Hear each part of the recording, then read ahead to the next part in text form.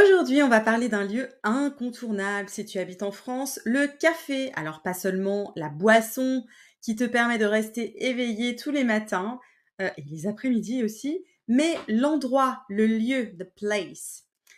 Alors, partout en France et souvent même à la campagne, il y a toujours un petit café ou un bar-tabac, qui fait office de point de rencontre. Donc c'est là où tout le monde va aller prendre son petit café, surtout le week-end et je dirais pour ma part, surtout le dimanche matin au moment du marché. C'est vraiment un jour une matinée en tout cas que j'aime beaucoup en France. Autant l'après-midi peut être un petit peu morose, autant le matin, être près du marché et boire son petit café, c'est trop cool. Alors aujourd'hui, on va apprendre le vocabulaire autour du café, les boissons les plus courantes, les phrases précises pour commander et quelques codes culturels aussi, français, à ne pas oublier. Alors, avant de commencer, si tu veux progresser encore plus, tu vas trouver tout en description de cet épisode de podcast, ma newsletter gratuite, mon Instagram Avelingua, mes cours de français, donc des cours one-to-one et mon programme Parle français maintenant, qui est un programme pour les expats qui ont un niveau A1 et qui permet d'arrêter de rester bloqué au présent, d'éliminer tes erreurs fréquentes et puis de parler un français plus authentique. Voilà, tu y trouves aussi des cours en autonomie avec des lives de groupe inclus avec moi. C'est parti pour notre épisode du jour. Alors, super important, répète après moi. Si tu es en voiture, même s'il y a tes enfants à côté, c'est pas grave, essaye de répéter après moi. Si tu es en train de cuisiner, c'est possible aussi. Bon, si tu es dans les transports publics, ok, je comprends. Mais vraiment, essaye de répéter, ça va beaucoup t'aider. Alors, c'est parti, on commence. Un bar tabac. Un bar tabac. À toi. Tu remarqueras que tabac, ça s'écrit avec un C à la fin. C'est étrange. Normalement, on devrait prononcer tabac, mais ce n'est pas le cas. Un bar tabac. On continue. Une terrasse.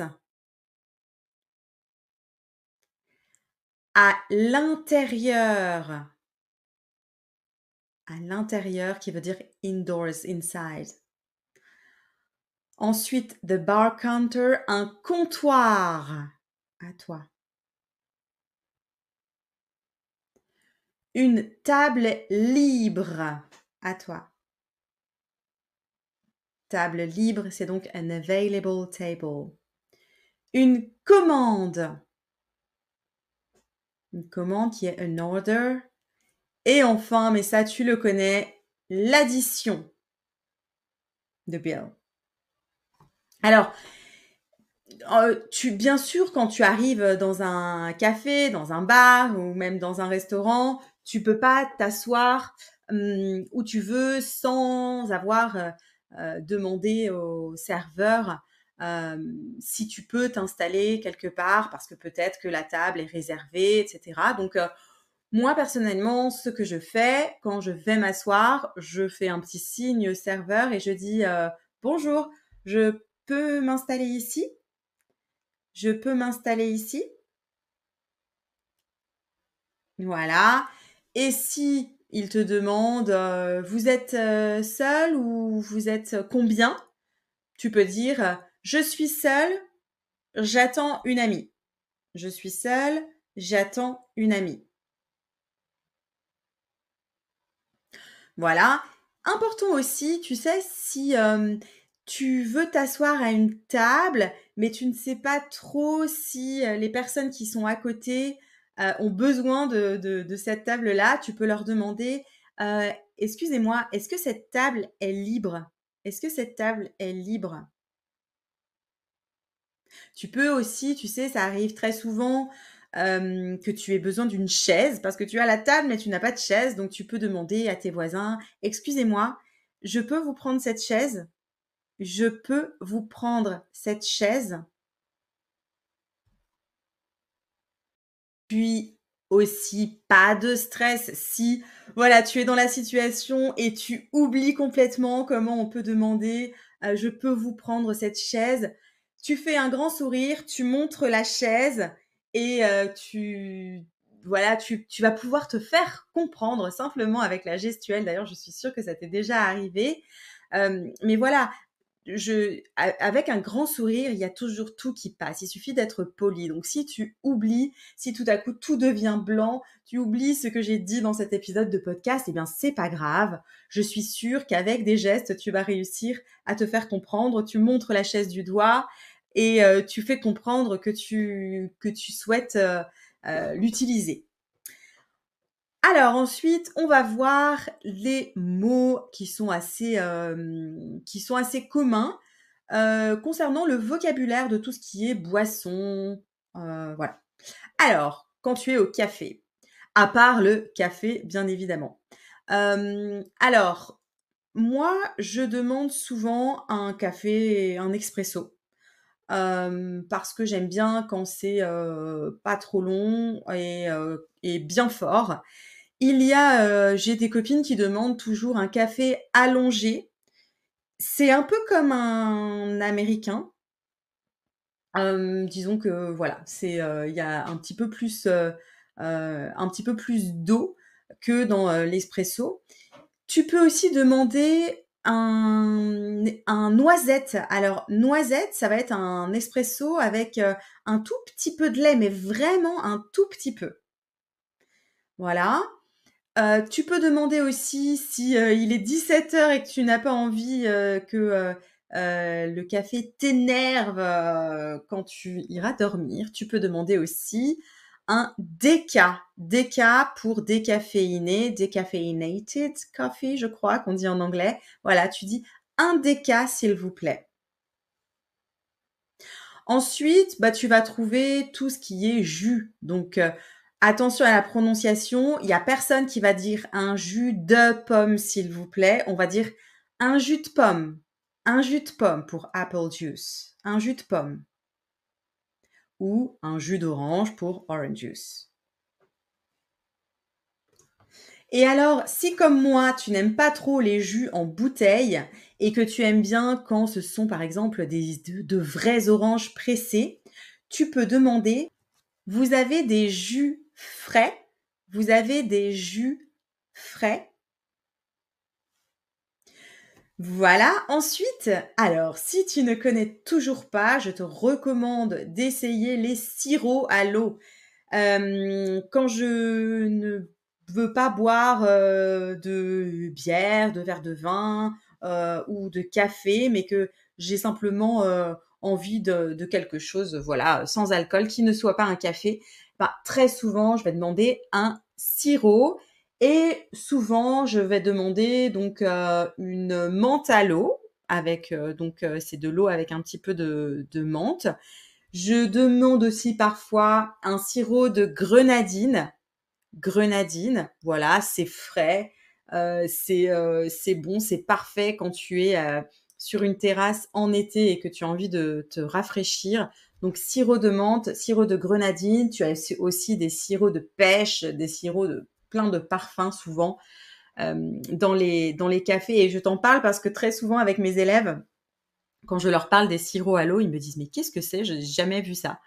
Donc voilà, la marque la plus célèbre, ce sont les sirops Monin, qui sont très bons d'ailleurs. Voilà. Ensuite, si tu veux demander une, petite bière, tu vas pouvoir demander un demi. Et oui, demi, ça veut dire half, mais c'est ce qu'on demande quand on veut une petite, bière pression. On demande un demi, s'il vous plaît. Un demi, s'il vous plaît.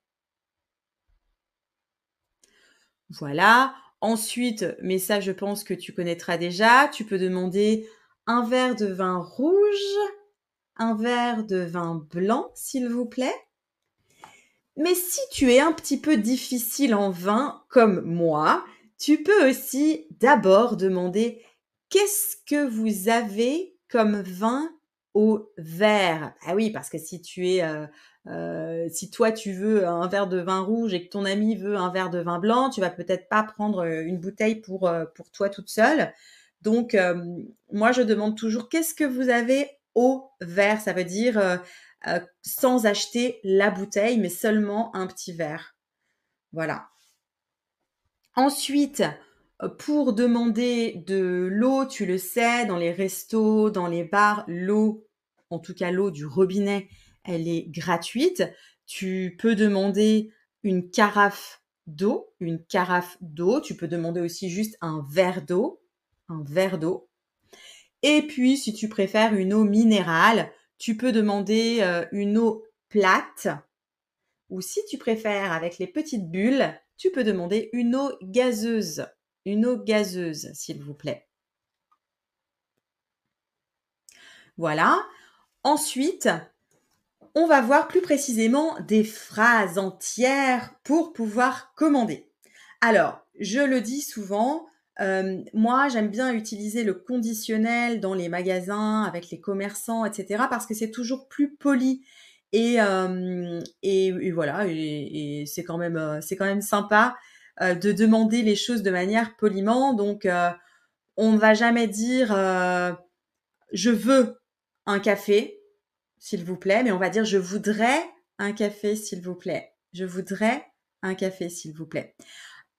Bien sûr, tu vas aussi entendre des personnes dire un café, s'il vous plaît. Un café, s'il vous plaît. C'est possible aussi. Tu peux aussi utiliser le futur proche et dire, répète après moi, je vais prendre un jus de pomme, s'il vous plaît. Je vais prendre un jus de pomme, s'il vous plaît. Hein, donc là, le I'm going to take. Ensuite, si tu veux demander s'il y a des croissants, des pains au chocolat, tu peux demander est-ce que vous avez des viennoiseries? Viennoiserie, qui se prononce viennoiserie. À toi. Je te l'accorde, c'est complexe. Donc si tu as peur de ne pas t'en souvenir, c'est pas grave. Tu demandes simplement est-ce que vous avez des croissants? Est-ce que vous avez des pains au chocolat? Est-ce que vous avez des chaussons aux pommes? Voilà. Alors, si tu es dans un café, qu'il est midi et que tu as faim, mais que tu n'as pas vu la carte, tu ne sais pas en tout cas s'il y en a une parce que tu ne la vois pas, tu peux tout simplement demander excusez-moi, qu'est-ce que vous avez à manger? Qu'est-ce que vous avez à manger? Alors, tu peux demander très souvent, tu as dû le voir dans beaucoup de boulangeries et puis dans pas mal de bars, cafés, pour tout ce qui est sandwich. L'incontournable, c'est toujours le jambon beurre. Alors, tu peux même dire, je vais prendre un jambon beurre, s'il vous plaît. On va comprendre que c'est un sandwich. Je vais prendre un jambon beurre. Et puis, si le serveur te dit c'est pour consommer sur place, tu peux dire oui, sur place, merci, ou bien non, à emporter, s'il vous plaît. Non, c'est à emporter, s'il vous plaît. À emporter, to take away. Voilà. Et puis, quand l'addition arrive et que tu veux payer, très souvent, alors il y a pas beaucoup de choix, hein, on va soit payer par carte ou soit payer en espèces, hein, par carte, credit card, et en espèces, c'est cash. Et ben là, tu peux le préciser. Je vais payer par carte, s'il vous plaît. Ou je vais payer en espèces, s'il vous plaît. Voilà, au choix. Et puis, petite astuce, bon, si tu habites dans une grande ville et que tu vas dans un café où il y a beaucoup de monde, many people, beaucoup de monde, bah, bien sûr, tu vas saluer seulement le serveur ou la serveuse qui va venir te voir. Tu vas pas saluer tout le monde. Mais si tu habites dans un petit village, c'est super courant de dire bonjour aux autres clients et pas seulement aux serveurs. Tu peux dire bonjour messieurs dames, ou tu peux dire simplement bonjour. C'est un peu comme tu sais la boulangerie. Moi, dans ma boulangerie de quartier, à chaque fois que j'entre et qu'il y a déjà un ou des clients, bah je dis toujours bonjour. Ou bien aussi, j'entends souvent des personnes dire messieurs dames. tu vois, ils disent pas bonjour, mais ils disent directement messieurs, dames. Voilà. Alors, je vais te dire des petites phrases que tu vas répéter après moi. Mais surtout, en fait, tu vas répondre. Alors, moi, je vais être dans la peau de la serveuse et toi, tu es le client ou la cliente et tu vas vraiment faire comme si tu allais commander quelque chose. Je suis la serveur, j'arrive à ta table et je te dis bonjour, je vous écoute dans le sens here I am, tell me what you want. Bonjour, je vous écoute. À toi. Et je te réponds: «Sur place ou à emporter? Vous voulez quelque chose à manger avec? Très bien, je vous apporte ça». Et là, je vais te demander comment vous souhaitez régler, c'est-à-dire comment vous voulez payer. Tu l'as compris, ce sera par carte ou en espèces. On peut dire maintenant que tu es prête à aller au café comme, ou un vrai local. Tu connais le vocabulaire, les phrases utiles et tu sais comment interagir. Alors, petit rappel, sois toujours super poli. Tu dis bonjour quand tu arrives, bien évidemment. Tu utilises le conditionnel et tu n'hésites pas à poser des questions simples. N'essaye pas de faire compliqué alors que tu peux faire simple. Je t'ai appris tout à l'heure peut-être le mot viennoiserie, mais si tu n'es pas capable de le prononcer parce que tu trouves que c'est un petit peu difficile, ben je suis tout à fait d'accord avec toi.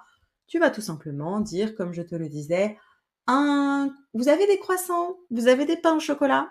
Et ce sera beaucoup plus simple. Ou des chocolatines selon la région où tu te trouves.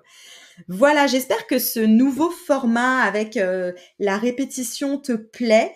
N'hésite pas à laisser un petit commentaire en description de ce podcast. N'hésite pas voilà, à me dire ce que tu en penses. Envoie-moi un petit mail. C'est toujours chouette parce que c'est vrai qu'avec le podcast, on s'adresse à des milliers de personnes, mais on a peu de retours, pas comme les réseaux sociaux. Donc, je serais très, très contente de savoir comment tu trouves cette nouvelle méthode de répétition. Je te souhaite une super belle journée, soirée, nuit et je te dis à la semaine prochaine.